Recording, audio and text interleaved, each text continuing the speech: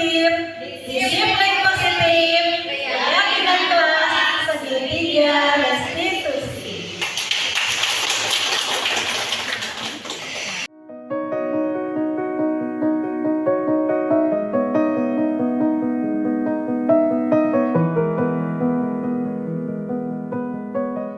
Kepada Ibu Ami Hairani, Angkatan CGP 9, saya persilakan untuk menyampaikan diseminasi budaya positifnya.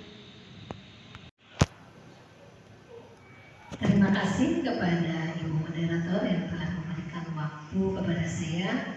Bismillahirrahmanirrahim. Assalamualaikum warahmatullahi wabarakatuh.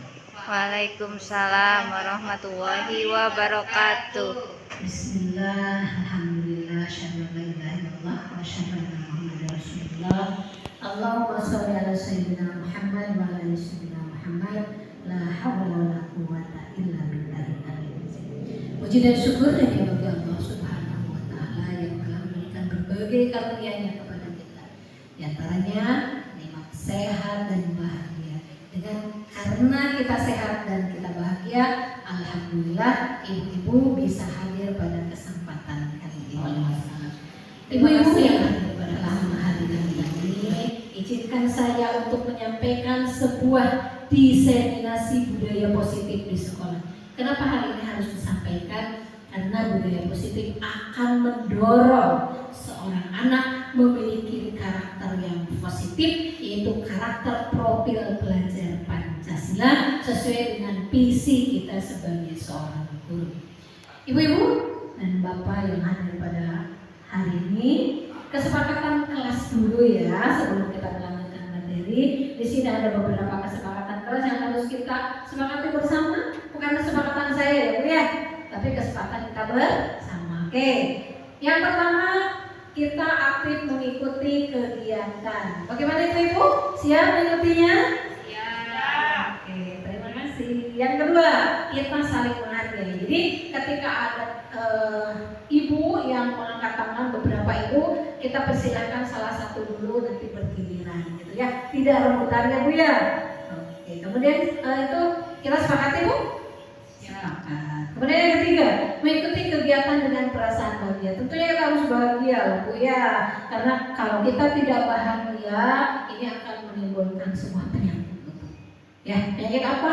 Ya, nantilah dijelaskan oleh dokter penyakitnya apa.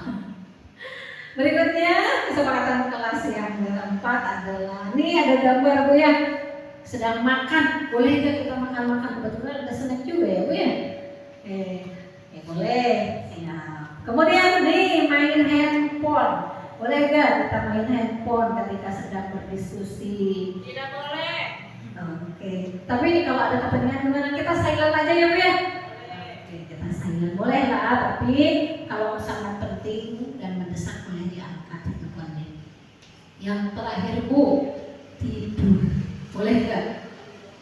Tentunya tidak ya. Oke, kita tidak sepakat di sini. Kita tertidur-tidur di rumah aja. Ibu dan Bapak yang hadir pada kesempatan kali ini, tadi sudah saya singgung bahwa apa yang dimaksud dengan budaya positif itu, bahwa yang dimaksud dengan budaya positif adalah perwujudan dari nilai-nilai, keyakinan-keyakinan dan kebiasaan-kebiasaan di sekolah yang berpihak kepada murid agar murid dapat berkembang menjadi pribadi yang unggul, kritis dan berkarakter profil belajar Pancasila. Jadi kita sebagai guru mendorong anak untuk memiliki nilai, memiliki keyakinan, memiliki kebiasaan di sekolahnya, gitu ya. Kebiasaan apa? Nilai apa? Keyakinan apa? Tuh, misalkan memiliki rasa tanggung jawab. Dia berdisiplin. Dia suka menolong, gitu ya. Dia menghargai temannya. Itu merupakan bagian dari nilai dan keyakinan serta kebiasaan di sekolah, gitu ya. Dan itu harus diwujudkan oleh siapa? Kita sebagai pendidik, oleh kepala sekolah, oleh semua sivitas akademika yang ada di sekolah tersebut, tidak terlepas security-nya misalkan. Kemudian kemudian pembantu umumnya, kemudian tata usahanya, semua harus bekerja sama dalam membangun budaya positif di sekolah. Artinya di situ ada kolaborasi dari semua pihak yang ada di sekolah tersebut. Dan bukan hanya sekolah, orang tua, komite juga sama. Itu ya, ini kolaborasi yang luar biasa harus dibangun untuk menumbuhkan budaya positif di sekolah. Nah, jadi budaya positif yang diterapkan di sekolah juga merupakan sebuah visi seorang guru. Di mana visi seorang guru adalah mengandung nilai-nilai kebajikan sesuai dengan tujuan pendidikan nasional yang dijabarkan dalam karakter profil pelajar Pancasila. Guru semuanya harus mengacu kepada pembiasaan budaya positif. Ibu dan Bapak yang saya hormati, ternyata ada beberapa konsep inti dalam budaya positif. Adalah paradigma perubahan, disiplin positif, dan nilai-nilai kebajikan universal. Kemudian yang kedua, adanya teori motivasi. Ketiga, keyakinan kelas. Keempat, kebutuhan dasar manusia. Kelima, 5 posisi kontrol. Dan yang terakhir, segitiga restitusi. Nah, kita masuk kepada konsep yang pertama, yaitu paradigma perubahan, disiplin positif, dan nilai-nilai kebajikan. Apa sih paradigma perubahan itu? Gitu kan ya. Nah, sebetulnya budaya positif itu harus diawali dengan berubahnya mindset, berubahnya pola pikir kita sebagai seorang pendidik, berubahnya paradigma berpikir dari stimulus respon kepada teori kontrol. Ya, jadi pada teori ini, gitu ya, respon dari stimulus respon ini akan menjadi sesuatu hal yang berdampak, kalau harus disampaikan, berdampak kurang baik dibandingkan dengan teori kontrol yang diterapkan kepada peserta didik kita, gitu ya. Nah, Ibu dan Bapak, sebelum lebih jauh, mari kita lihat ya bagaimana perbedaan respon antara stimulus respon dengan teori kontrol. Nah, lihat pada stimulus respon di situ ya realitas itu atau kebutuhan kita sama. Tetapi pada teori kontrol bahwa kebutuhan kita berbeda.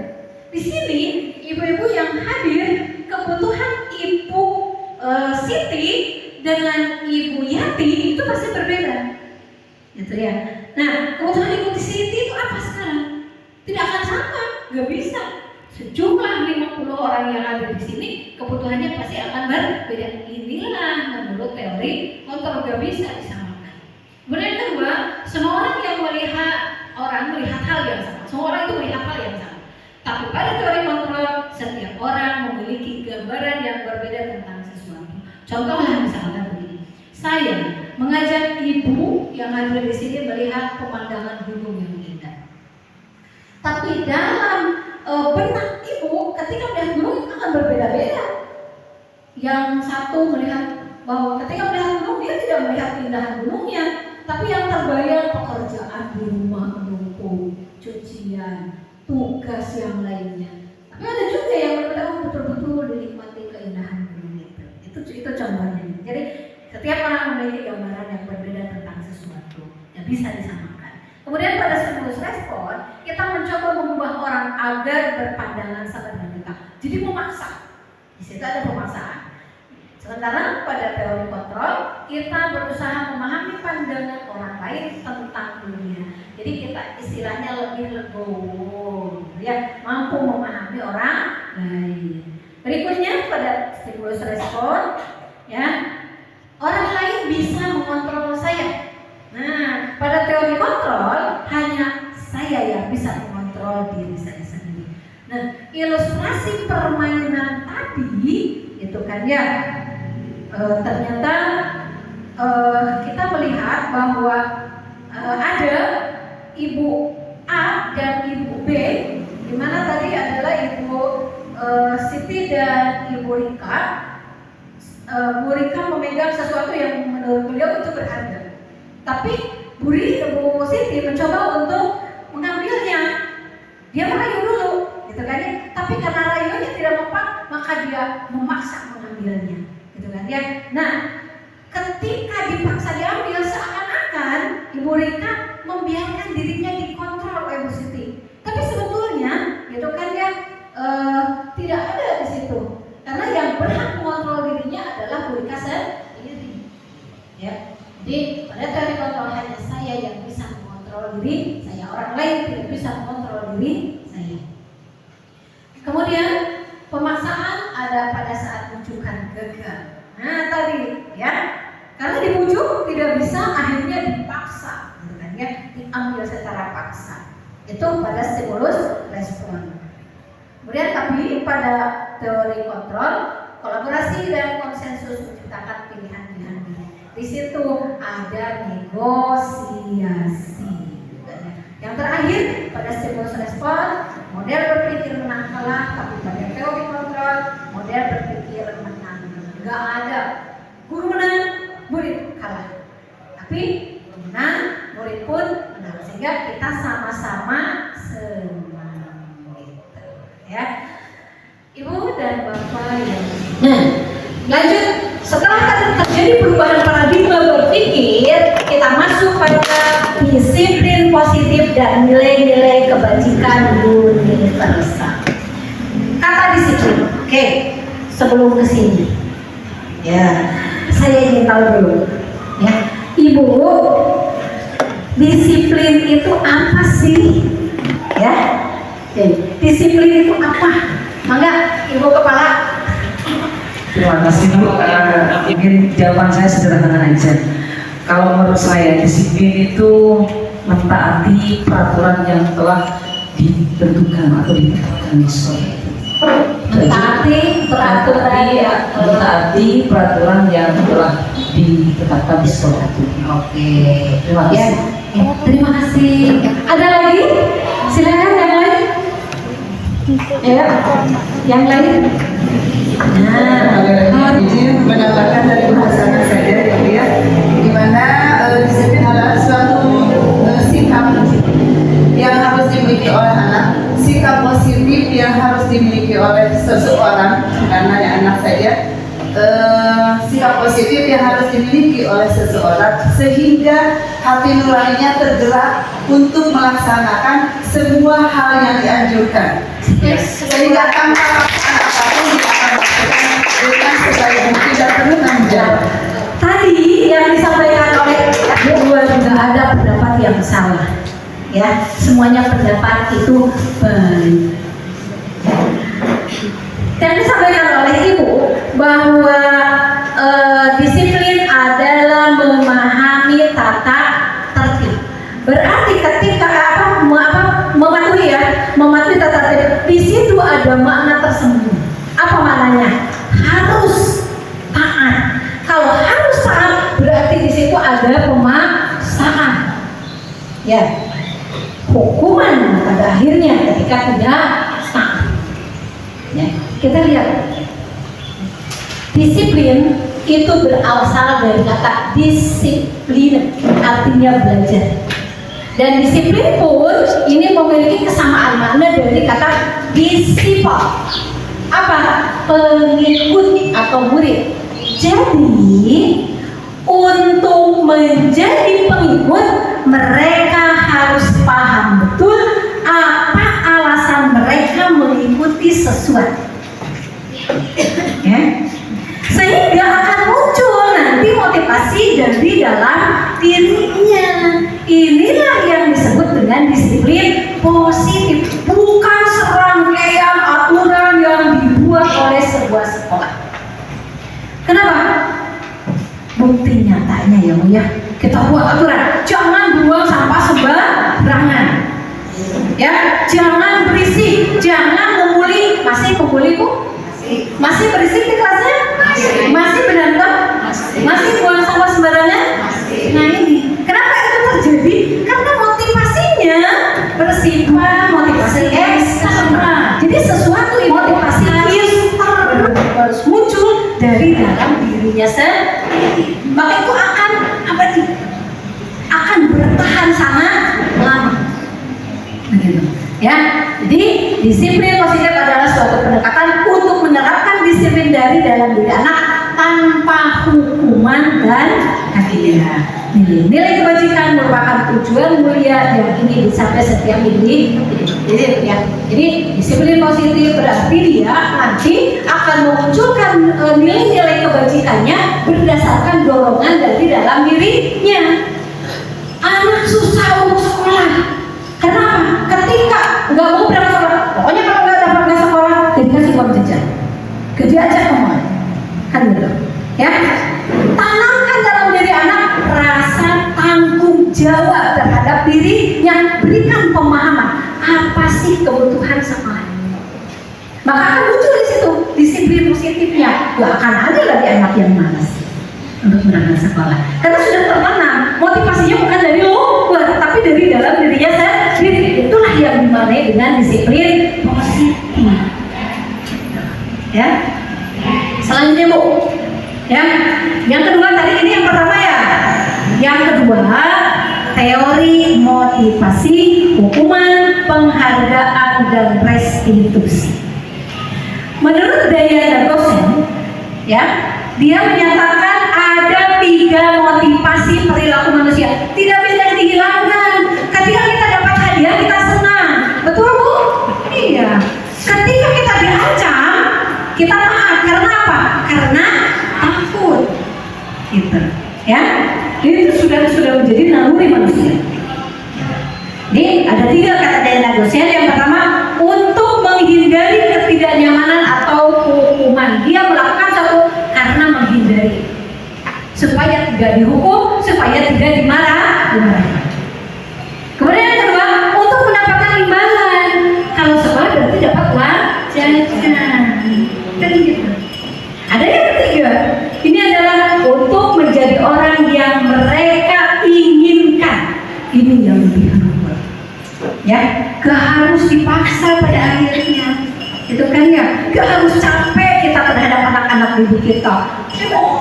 Anak sudah dengan sendirinya itu melakukan itu. Ya, jadi ada 3 motivasi. Yang mana yang kita pilih? Tentunya kita menginginkan yang sempurna, yang sifatnya nanti akan abadi menjadi kebiasaan positif. Gitu. Nah, jadi nanti pada akhirnya dari disiplin yang 3 tadi, berdasarkan teori motivasi itu nanti akan ada identitas gagal dan identitas sukses. Gitu. Ya. Identitas gagalnya yaitu tadi dengan hukuman. Kenapa? Karena sistem tidak akan berjalan jika murid tidak takut. Ya, jadi tidak akan merasa takut lagi, kebal. Ya. Kemudian murid akan tersakiti. Yang pada akhirnya murid akan membenci peraturan. Ada konsekuensi. Konsekuensi penguatan akan bertahan dalam jangka waktu yang pendek. Ketika diberi hadiah, dia ketika diberi hadiah saja melakukan kebaikan, tapi ketika tidak diberi hadiah, dia tidak melakukan kebaikan itu. Ya. Kemudian murid dibuat tidak nyaman, murid akan menghormati peraturan ini. Sebetulnya memang lebih baik daripada hukuman, gitu kan ya.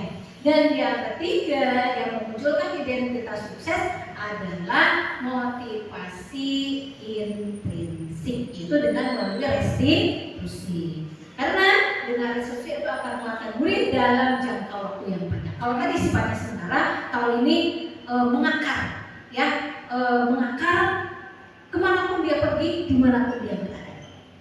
Kemudian murid mendapat penguatan, kemudian masih alam juga bisa terpecahkan.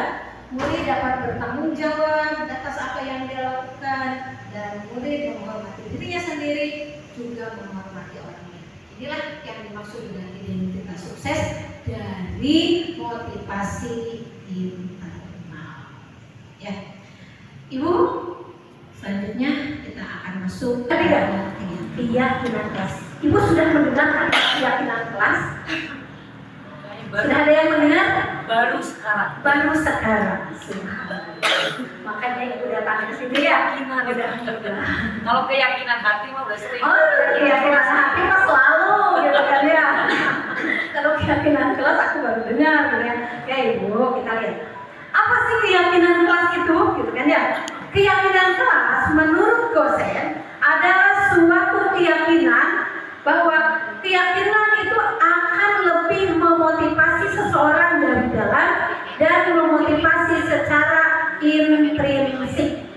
Seseorang akan lebih tergerak dan bersemangat untuk menjalankan keyakinannya tanpa daripada hanya sekedar mengikuti serangkaian peraturan. Ini Pak. Jadi apa keyakinan kelas yang dibuat? Tetap saja kita berawal dari aturan. Contoh misalkan begini, jangan buang sampah sembarangan. Ancaman bukan? Ancaman bukan? Ancaman karena jangan. Maka dalam keyakinan kelas jangan menggunakan kalimat negatif. Gunakan kalimat positif. Kalimat jangan membuang sampah sembarangan kita ubah menjadi kalimat positif. Apa kira-kira? Buanglah sampahnya. Betulkah? Buanglah sampah pada tempatnya. Perintah bukan? Perintah. Sama ya? Sama. Apa kira-kira Bu? Ayo. Ayo kita buang bareng-bareng sampahnya. Jadi yang disebut ya, keyakinan itu berawal dari nilai-nilai positif. Apa? Tanggung jawab, disiplin, saling menolong, bekerja sama. Nah, aturannya tidak perlu 10 aturan dibuat. Kita buat keyakinan kelas, bertanggung jawab, membuang sampah, saling menyayangi sesama teman. Bukan kata jangan membuli, ya, berubah menjadi kalimat positif dan jadi sebuah keyakinan kelas. Bisa dipahami itu? Nah itu yang bisa dengan keyakinan kelas. Karena keyakinan kelas tidak dibuat oleh guru. Guru dan murid bersama-sama membuat sebuah keyakinan. Begitu. Bisa ini Boleh? sedikit. Ibu, apakah keyakinan juga bisa dikatakan atau disamakan dengan kesepakatan? Kesepakatan kelas. Boleh. Dari kesepakatan kelas nanti akan berubah menjadi sebuah keyakinan. Karena keyakinan itu merupakan nilai-nilai positif. Itu budaya positif. Ya. Setelah disepakati baru menjadi sebuah keyakinan. Gitu. Jadi ada prosedurnya Bu. Ya, kalian ada 5 prosedur dalam membuat keyakinan kelas atau keyakinan sekolah. Nah, ini tugasnya ibu-ibu kepala sekolah. Nanti membuat keyakinan sekolah.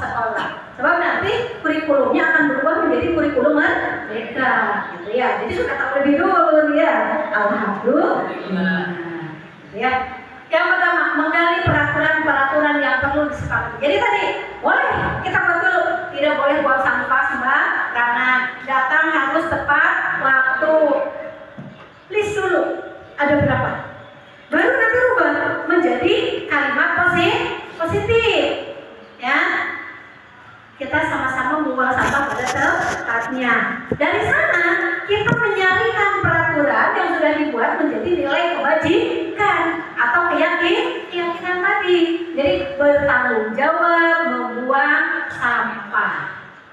Ya, nah ini nanti harus ada tindak lanjutnya, pendalaman keyakinan kelas tampak seperti dan tidak tampak seperti. Nanti ditampang juga, tampak seperti dan tampak seperti. Kalau anak-anak misalkan yang dimaksud dengan tampak seperti dan tidak tampak seperti membuang sampah pada tempatnya. Kalau tidak tampak artinya belum nampak keyakinan kelasnya, tidak membuang sampah. Pastinya harus diperbaharui. Kemudian nanti akan menjadi sebuah pendalaman keyakinan kelas, tugas saya dan tugas kamu. Jadi nanti tugas guru dan tugas murid. Misalkan tugas guru apa? Membimbing, mendidik, ya, mengajar. Maka tugas murid di situ apa? Belajar. Kan ya? Tugas guru tidak harus beda, bisa sama. Ya, menghormati semua warga sekolah. Maka murid pun menghormati semua warga sekolah. Nah itu pendalaman dari keyakinan kelas tadi yang sudah dibuat dari nomor 1. Kalau oke, kita sambungkan ya Bu ya. Biar nggak bingung nanti. Kalau di sini membuang sampah, tidak membuang sampah, ini bertanggung jawab. Ini membuang sampah pada tempatnya, ini tidak membuang sampah pada tempatnya. Maka di sini di nomor 5 itu apa?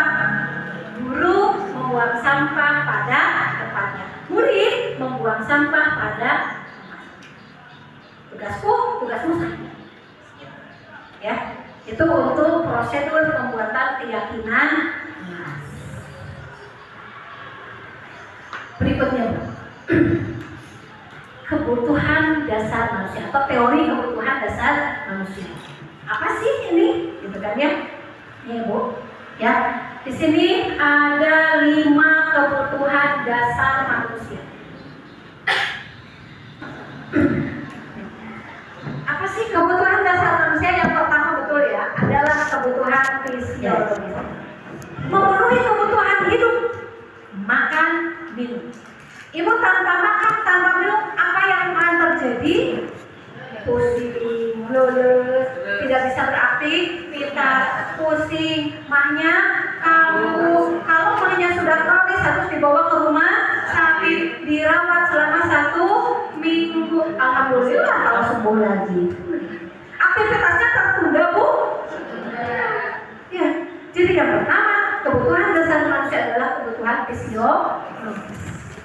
Kebutuhan untuk makan dan minum. Kemudian yang kedua, kebutuhan rasa aman. Anak ingin merasa dilindungi, ya, ingin merasa ada yang menaungi. Makanya anak, karena ini kebutuhan dasar manusia adalah kebutuhan tanpa mengenal usia. Semua manusia membutuhkan.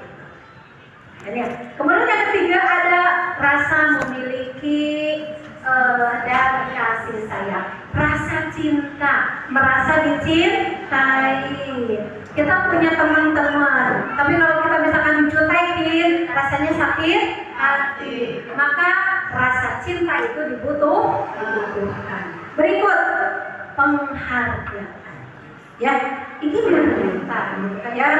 Anak ini adalah kebutuhan dasar manusia, diakui.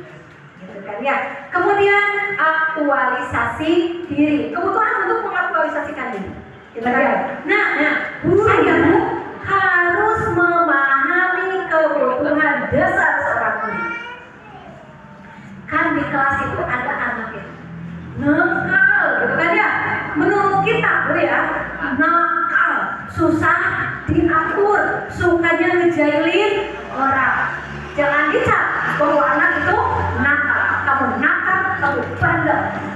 Cari tahu, karena begini, ya, menurut dosen bahwa seseorang melakukan sesuatu, ya, karena punya tujuan. Itu kata kunci. Orang melakukan sesuatu karena punya tujuan. Anak nakal menurut kita mungkin ada kebutuhan dasarnya yang tidak terpenuhi. Kebutuhan apa? Kebutuhan perhatian, kebutuhan kasih sayang. Nah, itu bagaimana kita mampu menggali itu, memahami itu, ya, sehingga nanti ketika sudah paham, oh kebutuhannya ini, tugas kita memenuhi itu. Tugas kita mengantarkan anak untuk memenuhi kebutuhan perubahan. Jadi ketika ada perilaku menyimpang dari seorang anak, jangan dicap nakal, jangan dicap bandel. Berarti ada satu kebutuhan yang tidak terpenuhi. Tugas kita menggali ini, ya, sehingga nanti setelah kita memahami dan tahu, gitu kan ya, menuntunnya akan lebih mudah. Berikutnya Bu, 5 posisi kontrol. Kita akan berdiskusi Bu. Ya, ini ada sebuah cerita. Ini ada sebuah kasus. Ya, Anda sedang mengajar di sebuah kelas. Ketika sedang asik menyampaikan materi, terlihat 2 orang anak di belakang duduk berbisik-bisik dan cekikikan.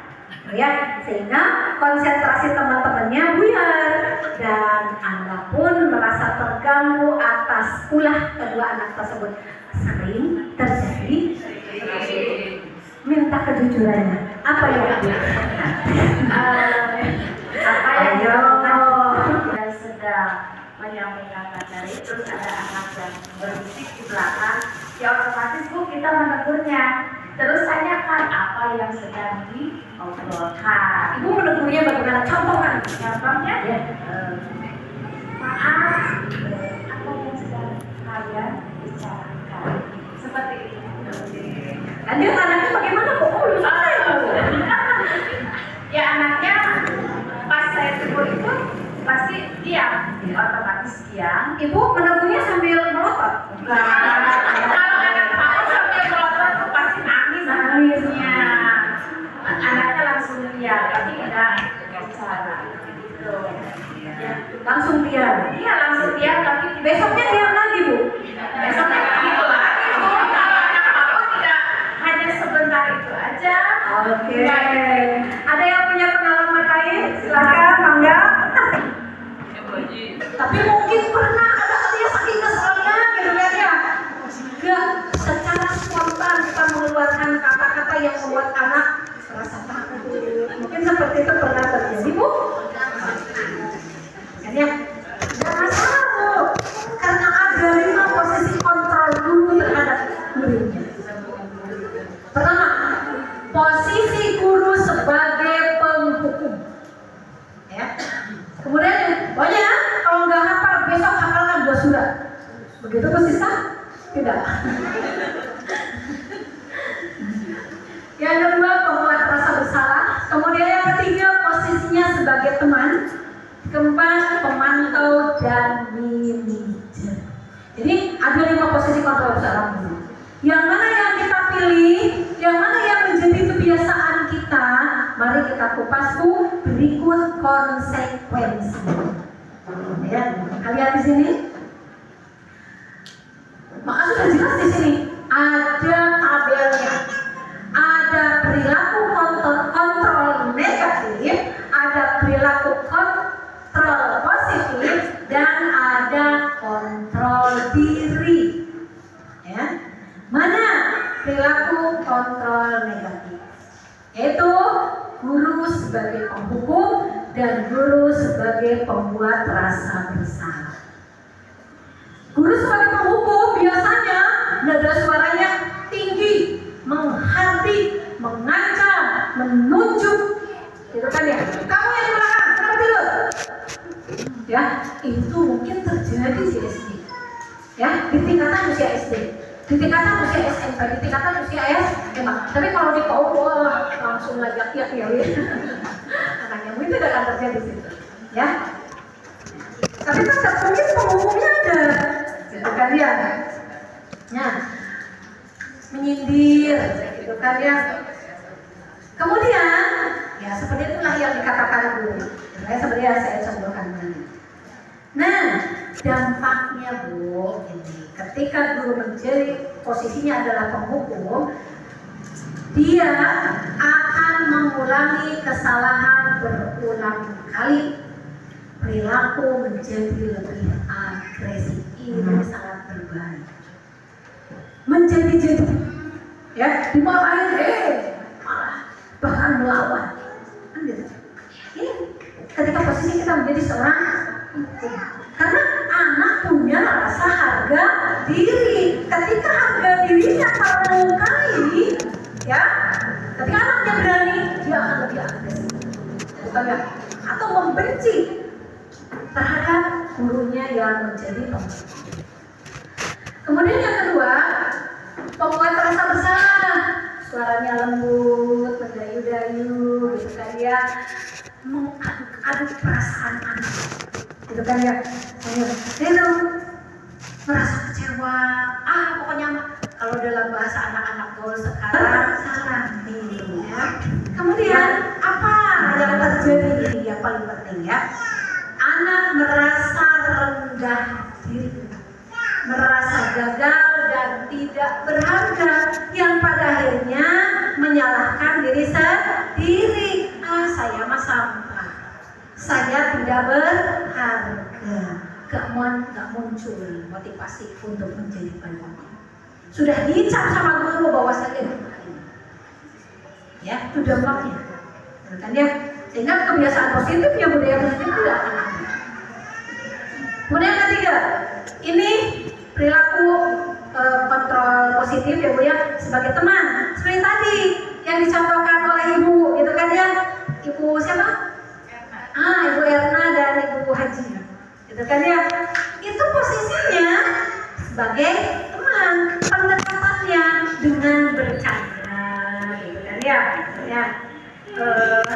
ini membuatkan alasan-alasan untuk beri-berinya, artinya ya kenapa kamu ngobrol di belakang, ya perhatikan dong.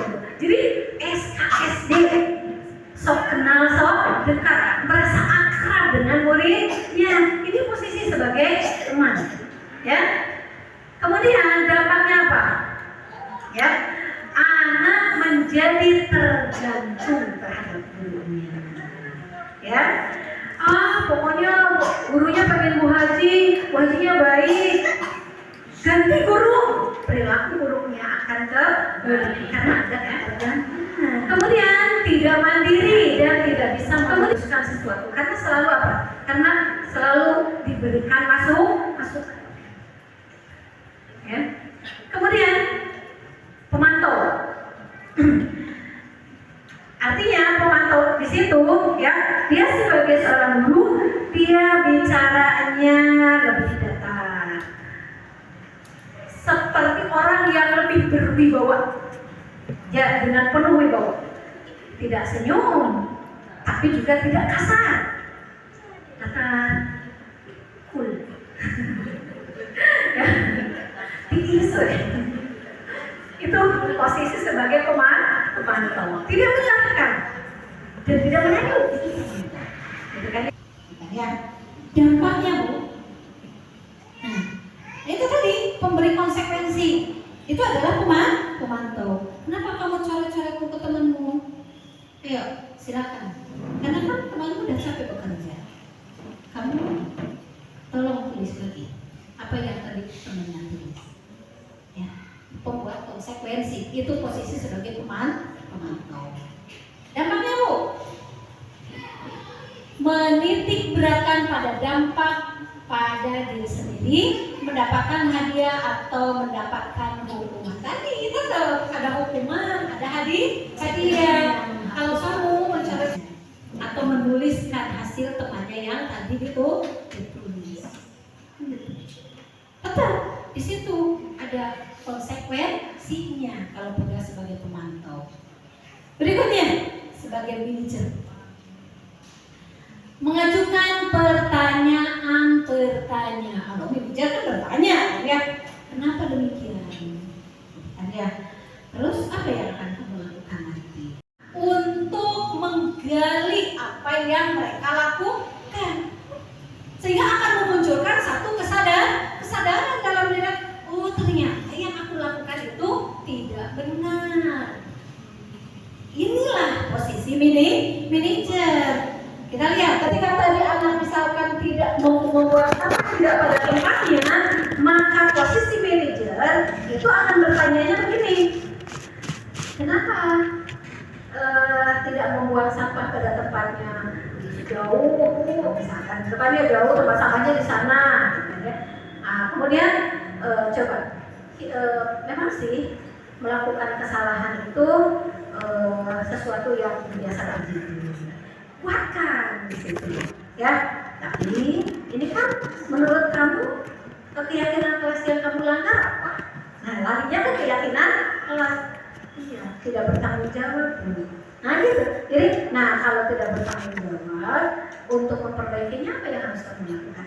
Itu posisi sebagai mini, di sini mendorong untuk menyadari apa yang dilakukannya dan memperbaiki diri. Pada akhirnya mengevaluasi diri bagaimana menjadi diri yang lebih mandiri.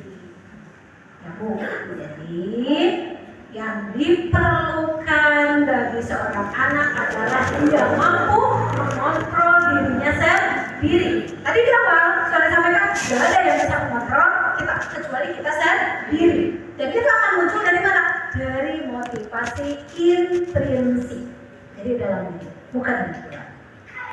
Bisa dipahami itu mengenai posisi kontrol, kelebihan dan kelemahan. Ya, kalau misalkan masih ada yang teman memang sudah baik gitu kan, tapi efeknya tidak abadi, tidak berefek dalam jangka waktu yang panjang. Nah, akhirnya kita sampai pada segitiga restitusi. Apa sih segitiga restitusi itu? Segitiga restitusi adalah menciptakan kondisi bagi murid untuk memperbaiki kesalahan mereka sehingga mereka bisa kembali pada kelompok mereka dengan karakter lebih kuat. Ya, segitiga restitusi membantu murid menjadi lebih memiliki tujuan, disiplin positif, dan memulihkan dirinya setelah berbuat salah. Jadi tidak merasa bersalah, tapi dia akan mampu memulihkan dirinya sendiri, bahwa kesadarannya muncul. Oh iya, saya tuh salah. Sehingga pada akhirnya dia akan kembali menjadi lebih baik. Itu fungsi dari segitiga restitusi. Ya. Nah, ini ada 3 langkah dalam segitiga restitusi. Yang pertama adalah menstabilkan identitas. Yang kedua, validasi tindakan yang salah. Dan yang ketiga, menanyakan keyakinan. Yang disebut dengan segitiga restitusi. Pertama adalah menstabilkan identitas. Ya, jadi ketika seorang anak, gitu kan, yang melakukan kesalahan, berarti kita pahami ada kebutuhan dasarnya yang tidak terpenuhi, itu satu. Ya, maka di situ kita harus mampu menstabilkan identitas dia, bukan dimarahin, malah akan jawab nantinya. Kita pahami bahwa ada kebutuhan anak yang tidak terpenuhi. Nah, maka dari situ kita cukup atau boleh mengatakan demikian. Tidak ada manusia yang sempurna tadi ya. Setiap orang pasti pernah melakukan kesalahan. Itu langkah dalam menstabilkan identitas. Jadi ada pengakuan, itu bukan judgment. Ya, kamu bukan satu-satunya yang melakukan kesalahan itu. Sehingga nanti akan muncul percaya bukan percaya diri. Wah, melakukan ini banyak orang, nggak apa-apa, bukan. Jadi merasa kan ketika melakukan kesalahan akan muncul rasa bersalah kan, penyesalan. Ketika kita judge, maka penyesalannya akan semakin dalam, sakit hatinya akan semakin dalam. Tapi ketika kita angkat rasa yang dia miliki, maka akan sedikit mengobati luka atas kesalahannya yang dia lakukan. Ya, nah ini namanya menstabilkan. Berbuat kesalahan itu wajar. Boleh mengatakan demikian. Setelah anak pulih rasanya kembali, maka di situ validasi tindakan salah. Udah gak apa-apa lah, kamu berbuat salah, orang lain juga berbuat salah, gak apa-apa. Selesai validasi, wah bukan segitiga restitusi. Lanjut kemana? Ke validasi tindakan salah. Ayo lagi kita, ya. Kamu tentu punya alasan mengapa melakukan. Jadi kita gali, kenapa dia melakukan itu? Nanti dia akan mengungkapkan alasan-alasannya. Nah, setelah mengungkapkan perasaannya, dan dia pasti akan jujur di situ, ya, dia pasti akan jujur. Kita akan menanyakan keyakinan yang sudah dibuat atas pelanggaran itu. Contoh misalkan ketika anak tidak membuang sampah tadi, nah di situ tanyakan keyakinan kelas. Kira-kira keyakinan kelas apa yang kamu lakukan? Nanti dia akan mengingat, oh tidak bertanggung jawab Bu. Dari sana, nah kalau kamu sudah ingat keyakinan kelas, berarti nanti kamu harus seperti apa? Harus lebih bertanggung jawab dan lebih baik lagi ketika anak didorong oleh kita, dia punya satu niatan melakukan sesuatu yang lebih baik. Misalkan gini, Ibu ya saya salah ya sudah buang sampah sembarangan, tapi nanti kalau piket lagi, kalau saya mau lebih dulu piket, bukan hanya nyapu, tapi juga ngepel, tapi juga buang sampah sama saja. Itu segitiga restitusi. Ada yang mungkin sedikit ada pencerahan di situ ya tentang segitiga saja. Saya pernah melakukan itu beberapa kali dengan anak-anak saya. Mohon maaf, kita cerita bukan menceritakan, tapi memberikan contoh. Ketika anak saya melakukan pelanggaran di sekolah, karena kita anak-anak udah SMA gitu. Nanti kita sudah merobi, banyak sama security dipanggil lah. Saya dipanggil, ini itu anaknya. Terima kasih. Saya bilang terima kasih. Karena sudah tahu tentang posisi kontrol, segitiga restitusi, keyakinan kelas, kebutuhan dasar manusia. Saya tidak marah. Ketika saya belum tahu apa yang saya lakukan, itu dua kali. Ada dua kasus anak merokok. Kasus pertama ada 3 orang anak. Saya tidak tahu ini. Apa yang saya lakukan? Boleh anak-anaknya merokok di WC. Panggil ke sini. Saya di ruang guru. Kemudian kan sudah marah ya. Sudah dikasih tahu beberapa kali. Kamu masih merokok? Masya Allah. Masya Allahnya kamu bukan? Masya Allah. Masya Allah. Astagfirullahaladzim. Gitu kan? Maka salah yang tujuh. Bukan sadaran saya. Nanti kalau kamu mau merokok lagi, ibu beli Marlboro 1 orang 1 bungkus, rokok di sini depan dulu. Ya, itu yang saya katakan. Saking kesalnya saya. Ya, sekian minggu kemudian ketelan lagi merokok. Efektif gak Bu? Karena yang dibangun adalah motivasi eksternal, ketakutan. Ya, karena saya sudah ada, mereka tidak berani. Dengan sembunyi-sembunyi. Setelah saya mempelajari ini, ketika ini itu anaknya merokok. Oh merokok, panggil sini. Tidak ada lagi rasa marah, benci, kesal. Saya panggil berdua ngobrol. Kamu tahu kalau peraturan di sekolah itu begini. Kamu tahu konsekuensinya. Ada 2, dia tinggal dengan pamannya yang bekerja, tinggal orang kasih sayang dan sebagainya. Nah, baru di sini kita masuk keyakinan kelas. Alhamdulillah 2 hari setelah itu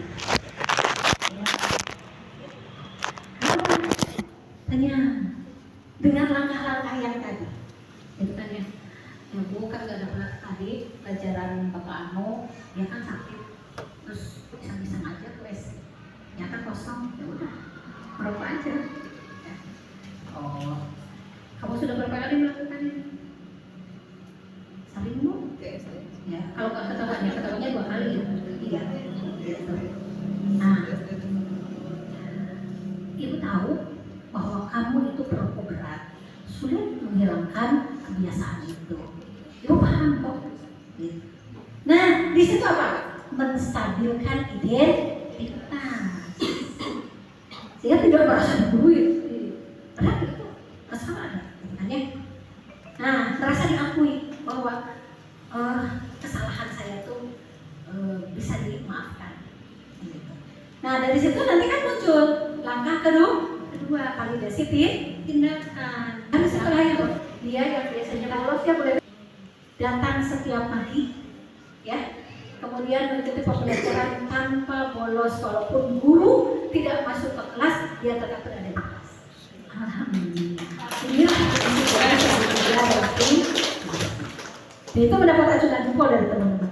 Tidak masalah. Yang penting anak saya menjadi lebih baik. Itu yang diinginkan dari budaya positif. Ya, itulah Ibu yang dapat saya sampaikan pada kesempatan kali ini. Mudah-mudahan ada manfaatnya bagi kita semua.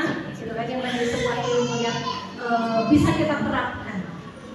Walaupun apa yang saya paparkan kemudian tidak segamblang apa yang seharusnya.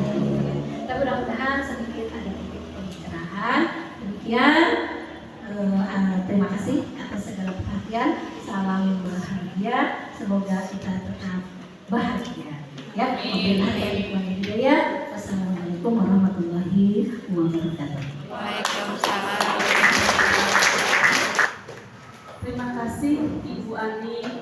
yang sungguh luar biasa ya dalam pemaparannya. Materinya luar biasa pokoknya ibu dan bapak ibu sekalian ya. Mungkin di akhir ada sesi tanya jawab tidak Bu? Ada yang ingin ditanyakan dari pemaparan Ibu Ani yang misalkan ada yang kurang paham atau apa? Tapi rasanya cukup atau bagaimana Bu? Dibuka sesi tanya jawab tidak? Tidak ada. Ya boleh Bu Yanti ke depan. Bu Yanti.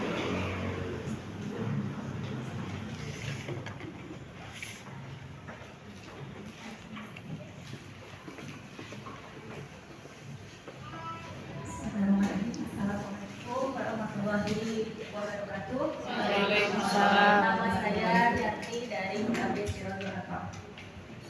Saya hanya ingin menguatkan pemahaman yang tadi Ibu sampaikan Bu terkait yang pertama, salah satu kebutuhan manusia adalah penghargaan. Kalau kita sambungkan dari tadi ya pemberian reward. Nah, ya berarti reward itu adalah salah satu penghargaan. Tetapi yang disampaikan tadi adalah bahwa pemberian reward bisa berdampak terhadap penerapan pembiasaan positif terhadap anak.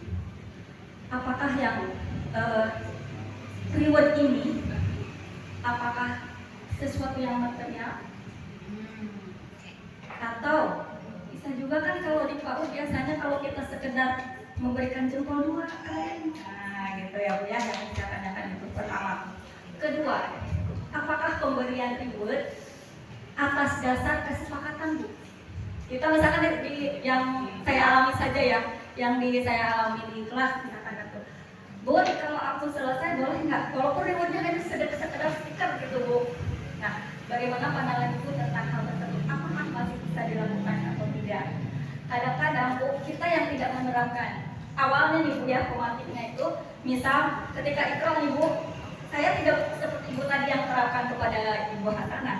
Misalkan siapa yang mau menjawab, aku dapat reward. Nah, tidak seperti itu. Tapi biasanya saya memberikan itu sebagai rasa ucapan terima kasih. Terima kasih hari ini sudah ikut sama Bunda, misalkan begitu.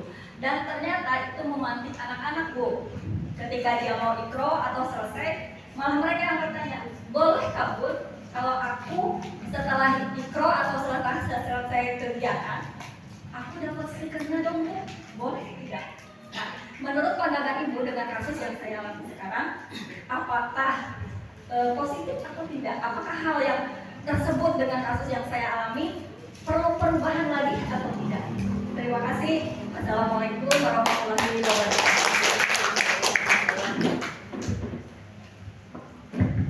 Pertanyaan yang sangat luar biasa. Maaf, bukan luar biasa, dia banyak sekali pertanyaan. Luar biasa sekali. Sekali lagi beri aplaus buat pertanyaan dari Ibu Yanti. Tadi bentuk reward betul ya, mungkin tidak terulang selesai. Jadi bentuk reward tidak selalu dalam bentuk benda. Pujian, ya, itu pun betul. Oh, jangankan anak-anak TK, jangankan anak-anak pun, anak SMA membutuhkan itu. Protes kalau enggak. Ketika diskusi kelompok pertama, mereka keren memang secara spontan. Saya keren, langsung tepuk tangan, anak-anak mengikuti tepuk tangan. Ya, luar biasa kalian. Ternyata diskusi kelompok 2 itu perasaan saya tidak mengatakan saya harus tepuk tangan. Gitu kan ya? Mereka protes. Ibu kelompok 1 dikasih tepuk tangan, kelompok ini enggak. Anak saya ya, mereka butuh pengakuan. Ya, mereka butuh pengakuan. Dan itu kebutuhan dasar manusia. Wajar. Gitu. Ya, jadi sekali lagi bahwa bentuk reward tidak harus selalu ada bentuk benda. Ya, material, tapi imaterial pujian. Gitu kan ya, itu pun bentuk reward. Sama. Kemudian pertanyaan tadi kalau tidak salah saya menyimak, masih bolehkah? Lihat di sini. Perilaku kontrol negatif, perilaku kontrol positif. Ya, maka memberikan reward itu bagian dari perilaku kontrol positif. Tetapi gitu kan ya, ini tidak akan bertahan lama karena motivasinya dari luar. Walaupun siapa yang baca Iqra lebih dulu ibu kasih hadiah, kasih bintang, enggak kan?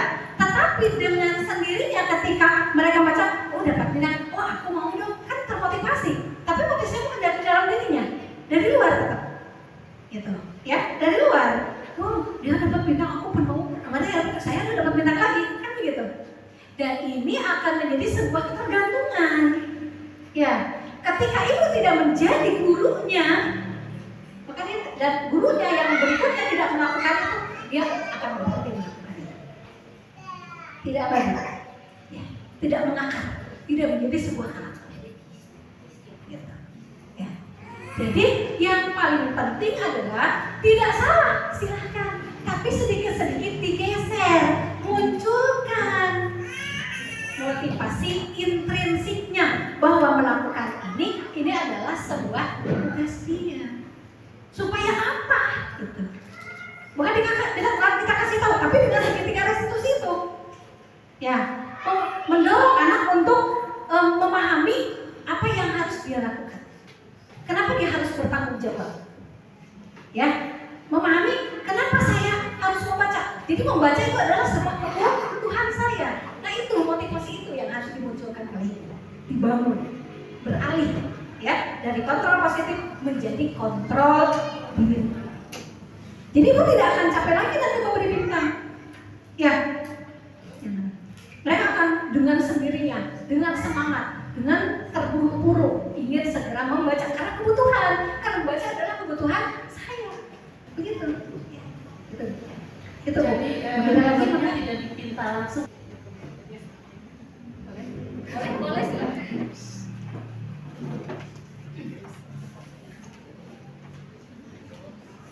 Bismillahirrahmanirrahim. Izin bertanya Ibu, terkait dengan budaya positif ini, apakah menghilangkan hukuman?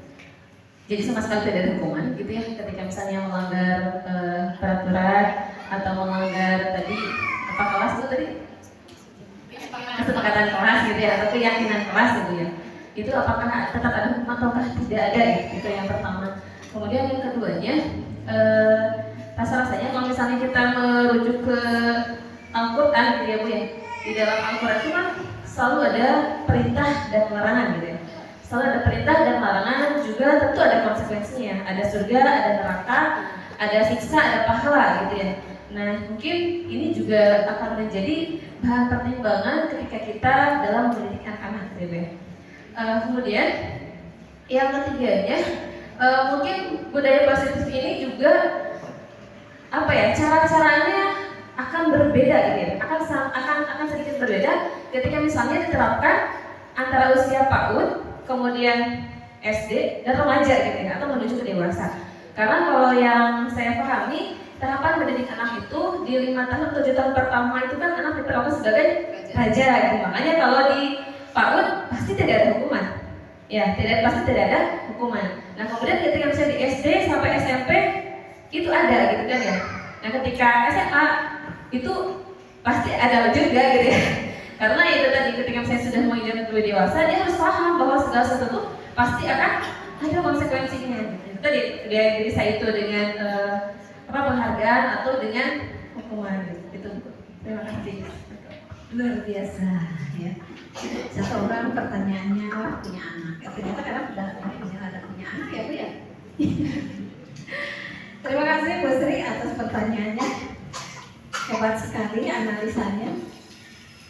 Apakah hukuman tetap ada atau tidak? Gitu kan ya. Bu, kita dididik oleh Jepang.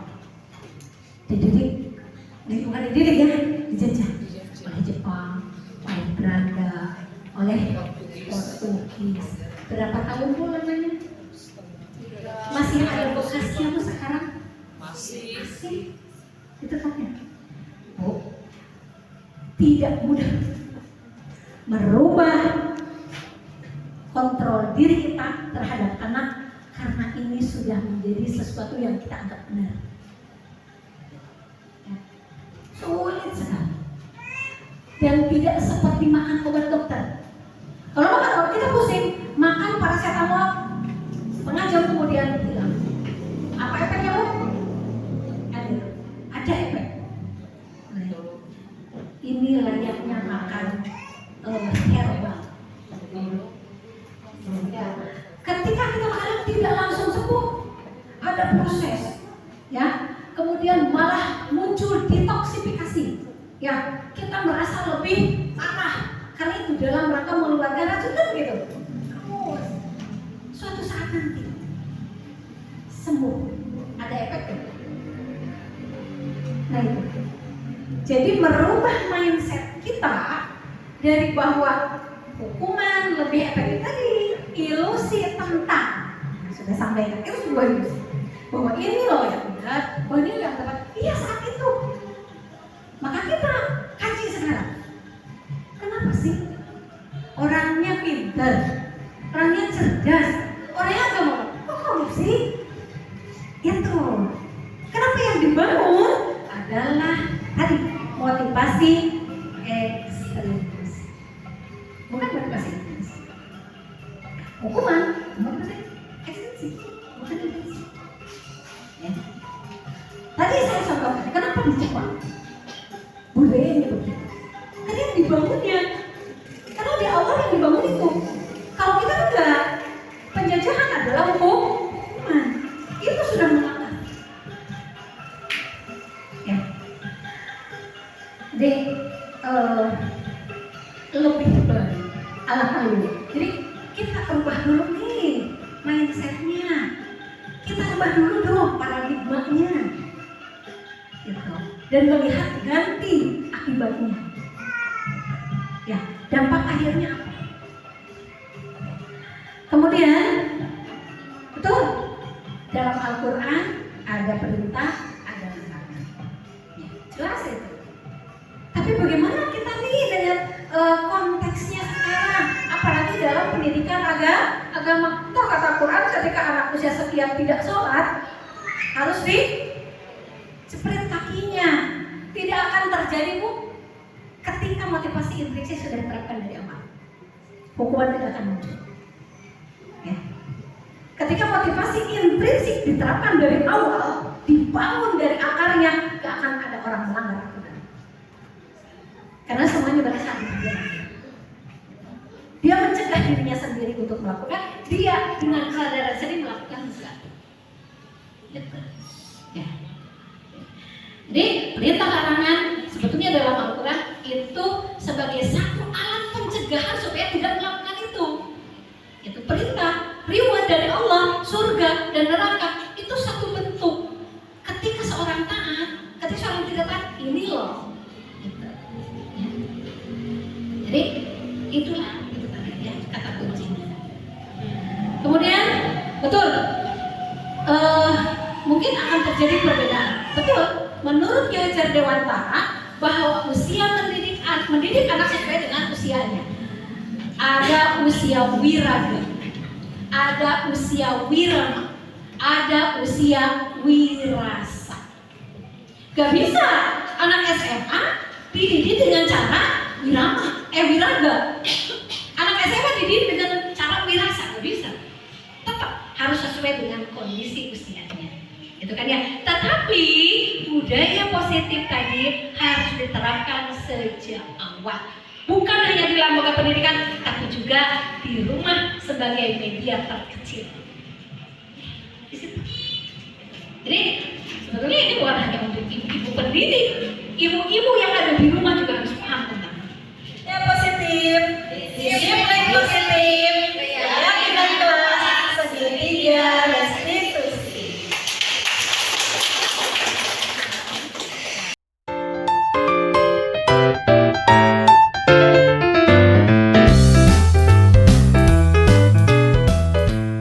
Assalamualaikum Pak Restu. Mohon waktunya boleh? Boleh, mangga. Begini Pak Restu, kebetulan saya kan sedang mengikuti kegiatan atau pembelajaran di Cibinong. Saya punya tugas yaitu diseminasi budaya positif di sekolah. Nah, kaitan dengan tugas saya itu ada beberapa hal yang mungkin saya perlu komunikasi dengan BK.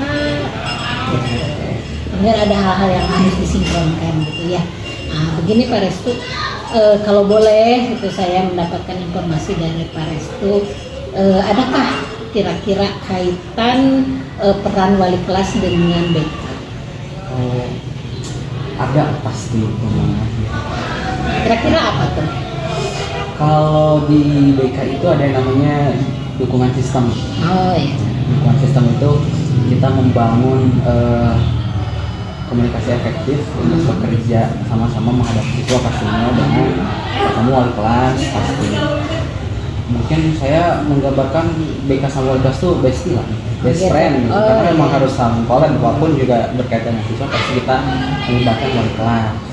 Lalu mungkin yang kedua dengan staf manajemen sekolah, kita juga memang harus berkolaborasi karena memang banyak sekali kegiatan-kegiatan yang dibutuhkan koordinasi dengan manajemen sekolah. Tapi untuk khusus wali kelas memang kita memang sangat-sangat harus rapat gitu. Harus Kerjasamanya harus sangat kuat. Nah, kalau begitu artinya ini sangat penting sekali ya, kerjasama antara. Selama ini peran wali kelas yang dirasakan oleh BK itu ya terhadap pembinaan siswanya sudah berapa persen tuh kira-kira? Kalau mungkin berapa persen kita membutuhkan kalkulasi data mungkin. Cuman kalau saya pribadi merasa untuk wali kelas sendiri sangat-sangat sportif dan memang sangat-sangat care, sangat memperhatikan perkembangan anak. Ketika memang ada sesuatu yang memang harus segera diselesaikan, wali kelas langsung membuat sebuah gitu. Pak Restu, ayo tolong dibantu ini. Jadi sangat memang pertama komunikasi wali kelas dengan siswa juga berjalan, komunikasi wali kelas dengan guru BK dan juga staf yang lain juga memang sangat berjalan. Saya merasa seperti itu. Jadi kalau mungkin di berapa persen kan saya merasa mungkin di atas 80% mungkin sudah bagus. Sudah bagus. Ya. Berarti ada mungkin harusnya idealnya harusnya 100% gitu ya kerjasama yang baik antara wali kelas dengan BK itu ya untuk membimbing siswa sesuai dengan apa yang seharusnya dan program BK itu gitu ya. Nah, kaitannya dengan itu Pak, untuk memenuhi 100%-nya gitu. Tapi bukan berarti khususnya saya di sekolah ini saya memiliki sebuah program di mana program ini saya namai Maco Pak. Maco. Iya. Namanya itu mind mapping cita-cita dan hobi. Jadi di sini wali kelas membimbing siswa atau mengarahkan siswa supaya anak jelas arahnya, cita-citanya apa, hobinya apa. Memang itu program BK mungkin ya untuk kelanjutan karir mungkin apa ya.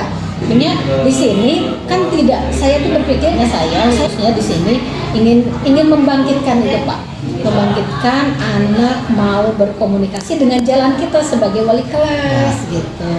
Jadi jembatan lah mungkin ya. Karena yang paling tahu tentang karir itu kan BK. Kita hanya menjembatani saja. Gitu. Jadi dengan program mind mapping cita-cita. Bagaimana menurut Bapak? Utamanya karir saya sangat sepakat Ibu. Iya. Memang anak-anak dari kelas 10 mungkin kelas 10 itu kita harus mencoba untuk membangun konsep diri anak. Salah satunya mungkin melalui yang mind mapping yang sangat bagus itu. Mind mapping tersebut supaya seluruh kognisi anak itu bisa diarahkan lewat kertas dan memang sudah jelas.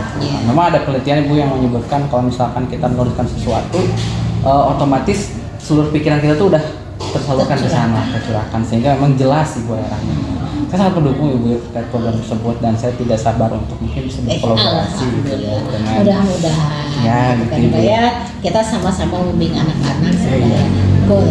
Nah. Jadi anak-anak yang mumpuni yang mandiri Ibu ya. Iya, mandiri potensinya optimal gitu. Jadi Bapak menyambut baik gitu ya. Sangat Ibu ya, karena memang konsep diri anak itu sangat susah untuk kita bentuk. Iya. Jadi mungkin apalagi dengan framing medsos ya, handphone itu anak-anak susah untuk konsen terhadap diri sendiri. Konsennya itu memang terhadap dunia luar, negative thinking, overthinking ya Bu ya.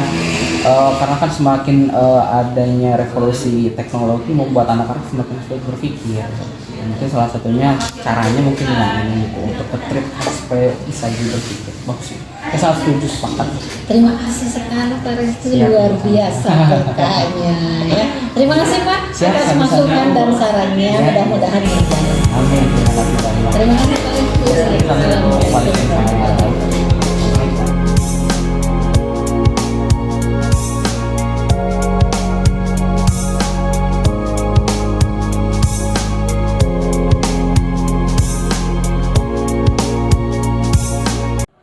Assalamualaikum warahmatullahi wabarakatuh. Saya Yudi Setiawan, Kepala SMA Negeri 1 Nagrak, Kabupaten Sukabumi, Provinsi Jawa Barat.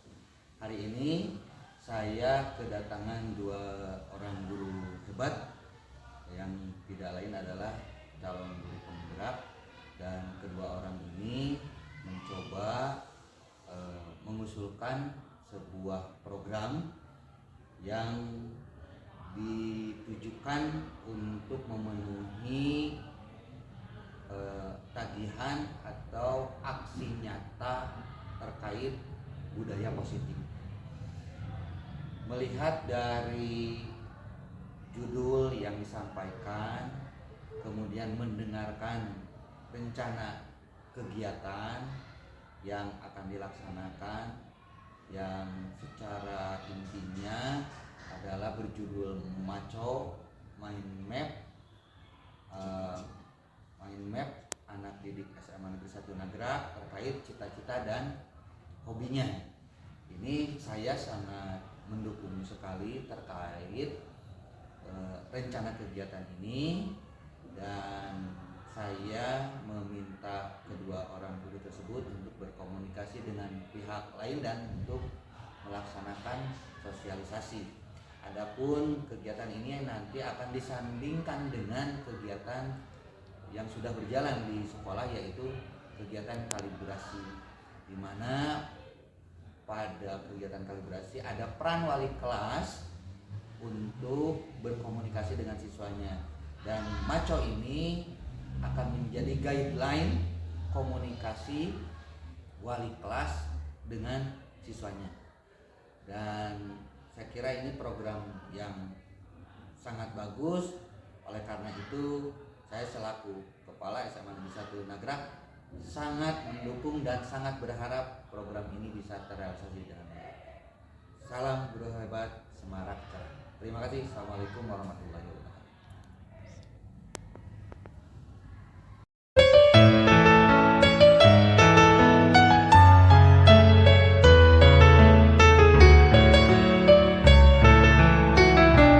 Bismillahirrahmanirrahim. Terima kasih Bapak Moderator yang sungguh luar biasa.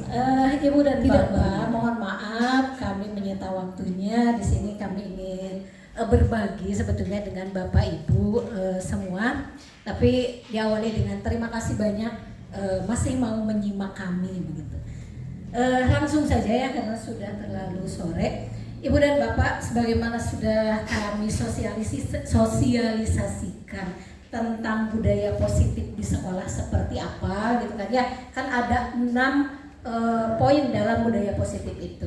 Nah, sebagaimana kita ketahui bahwa yang dimaksud dengan budaya positif itu adalah perwujudan dari nilai-nilai, keyakinan-keyakinan, dan kebiasaan-kebiasaan sekolah yang nanti akan bertujuan akan mewujudkan murid yang berprestasi, unggul, dan berkarakter. Tentunya karakternya adalah karakter profil pelajar Pancasila. Nah, jadi dari budaya positif, dari pemahaman budaya positif itu tentunya kami ingin ada implementasi nyatanya seperti apa sih gitu ya. Nah, Ibu dan Bapak, di sini sudah tampil sebuah slide. Ada pertanyaan, bagaimana perasaan Bapak Ibu wali kelas saat menghadapi kegiatan kalibrasi? Boleh ada yang mau menyampaikannya? Ada Bu Gita. Oh, Bu Gita, silakan. Bagaimana perasaan Bu Gita ketika menghadapi kalibrasi? Apakah senang, sedih, atau bagaimana Bu Gita? Oke, baik. Assalamualaikum warahmatullahi wabarakatuh. Sebelumnya terima kasih ya, aduh ini saya jadi ditolong seperti ini. Khusus bagi saya sebagai wali kelas saat menghadapi kegiatan kalibrasi sebetulnya sangat senang karena saya pribadi kan mungkin termasuk orang lapangan juga ya. Jadi memang tidak melulu kalau belajar itu di kelas, materi, teori gitu. Jadi anak-anak lebih bisa terpacu. Ada motivasi khusus dalam kita nanti harus menampilkan yang terbaik juga nih di materi ini yang terbaik gitu. Jadi memang ada sisi kreativitas yang akan tergali juga di sana. Mungkin itu saja. Terima kasih. Assalamualaikum warahmatullahi wabarakatuh. Luar biasa begitu ya. Jadi menampilkan kreativitas itu merupakan salah satu implementasi dari budaya positif. Tentu kita merasa senang ya kalau pada kegiatan kalibrasi itu. Berikutnya Bu. Nah, bagaimana perasaan Bapak Ibu wali kelas saat menghadapi kegiatan pendampingan kelas di sela-sela kegiatan di antara bagian dari kegiatan kalibrasi itu? Maka silakan ada yang mau berkomentar. Terima kasih Pak. Oh silakan Bapak. Terima kasih kesepuhan mau berkomentar. Assalamualaikum warahmatullahi wabarakatuh. Terima kasih, walaupun saya bukan wali kelas tapi suka melihat di foto. Yang paling menarik maaf ini kan manusia dikatakan hablum minallah, hablum minas, hablum minal alam. Nah di sana ditekankan hablum minanas. Walau kasih nu ngariung mending masak sareng budak itu salah satu kegiatan yang sangat positif, terutama untuk mendekatkan antara pendidik dengan peserta didik. Terima kasih. Wassalamualaikum warahmatullahi Ya, ada lagi satu orang lagi silakan. Ketika menghadapi kegiatan pendampingan di kelas, boleh ada keluhan, boleh diungkapkan Bapak Aziz. Misalkan, aduh saya mau bingung gitu. Pendampingan kelas itu seperti apa? Boleh silakan Pak Aziz. Tapi kadang ada sound deh. Ada lagi Bapak kaitan kalibrasi, Ibu. Bapak wali kelas bukan? Wali kelas. Silakan. Alhamdulillah masih dipercaya jadi wali kelas kemarin. Baik, untuk kalibrasi, saya sebagai wali kelas biasanya suka rada memotivasi anak-anak karena alhamdulillah tema yang digulirkan tiap bulannya itu berbeda Bapak Ibu ya. Jadi tema untuk bulan ini apa, tema untuk bulan ini apa, dan alhamdulillah wali kelas juga rada puyeng untuk tema makan bulan ini apa. Arek botram atau arek beli atau arek ngaliwat gitu. Tapi alhamdulillah ini bisa menjalin keakraban dengan siswa-siswanya, jadi bisa menggali juga potensi yang dinamakan curhat berulang ketika ada pendampingan kelas. Ya, itu aja mungkin ya. Terima kasih. Assalamualaikum warahmatullahi wabarakatuh. Terima kasih sekali Pak Aziz. Tepuk tangan buat Pak Aziz yang luar biasa. Mendampingi siswa-siswinya ini. Dari dua pernyataan Bapak Uswah dengan Bapak Aziz, kita bisa menangkap bahwa ternyata pendampingan kelas itu sangat bagus sekali gitu ya. Satu, ajang silaturahim walaupun dengan botramnya gitu ya, berbaginya di situ ada. Kemudian anak curhat ya, berbagi permasalahan. Itu juga sudah mewakili dari apa tujuan sebuah sekolah bahwa atau tujuan seorang guru bahwa, dan tugas juga seorang guru bahwa guru adalah menuntun dan pamong. Itu jangan lupa gitu kan ya. Di situ sudah terangkum gitu dari pernyataan kedua orang itu. Tetapi Ibu dan Bapak yang hadir pada hari ini, saya bukan curhat, tapi sedikit mencurahkan isi hati saya. Ya, begini. Ketika kalibrasi pertama sama saya sangat bersemangat karena akan bertemu anak-anak saya di kelas. Tentunya kita sebagai guru tidak mungkin, ayo siapa yang mau curhat? Ada nggak anak yang langsung curhat? Bu, saya mau curhat. Bu, saya mau curhat. Nggak ada kan? Harus dipancing dulu oleh kita.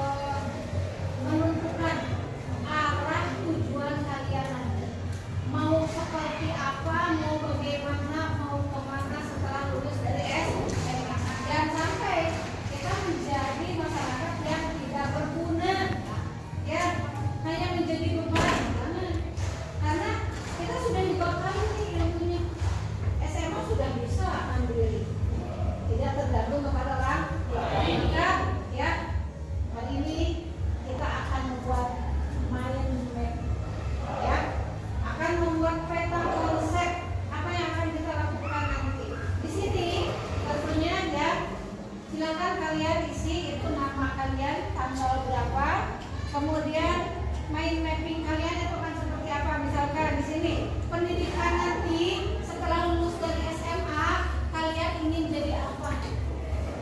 Maksudnya ingin kuliah di mana? Mau kuliah S1 lanjut S2 boleh, silakan. Ya, jadi cita-cita kalian seperti apa, gitu ya?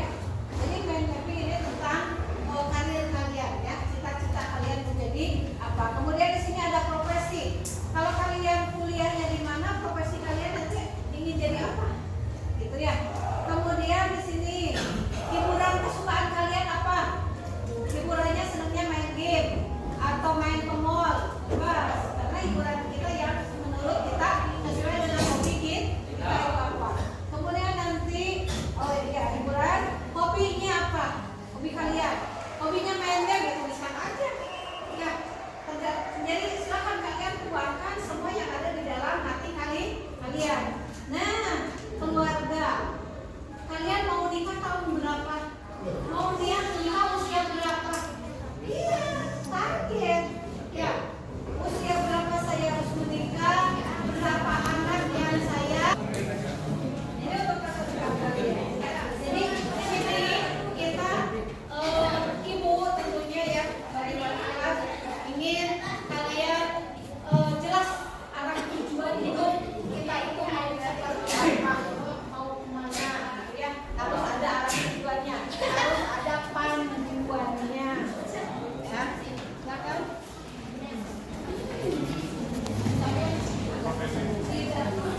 Iya, kamu mau jadi apa?